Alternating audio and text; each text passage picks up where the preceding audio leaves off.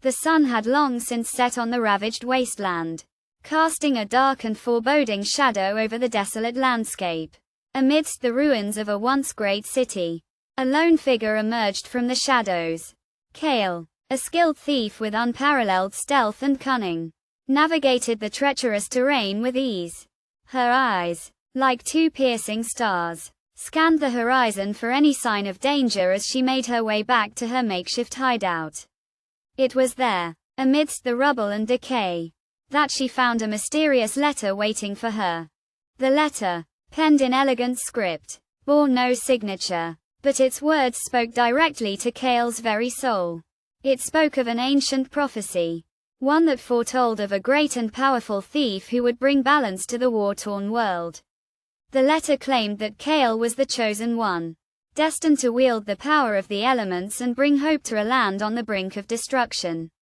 Kael's initial skepticism slowly gave way to curiosity as she read the words, her mind racing with the possibilities. Could it be true?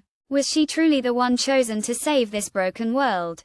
As the days passed, Kael found herself increasingly torn between her duty to the prophecy and her own desires. She had always lived by her own rules, answering to no one and nothing. The thought of being bound to a higher purpose, of being a pawn in a grand game, was suffocating. And yet, a part of her yearned to believe in the prophecy, to know that her life had meaning beyond the fleeting thrill of the next heist. The internal conflict raged within her, threatening to tear her apart at the seams. One fateful night, as Kael navigated the ruins of her ancient library, she stumbled upon a tattered tome bound in black leather. The book, adorned with strange symbols and markings, seemed to pulsate with an otherworldly energy.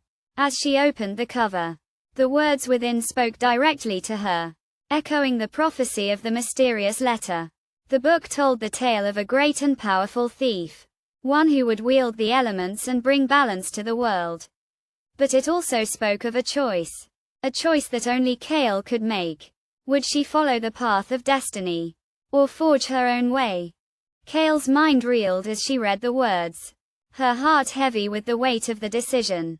She knew that she could not ignore the prophecy, not now that she had seen the truth for herself. And yet, she could not bring herself to surrender to the whims of fate.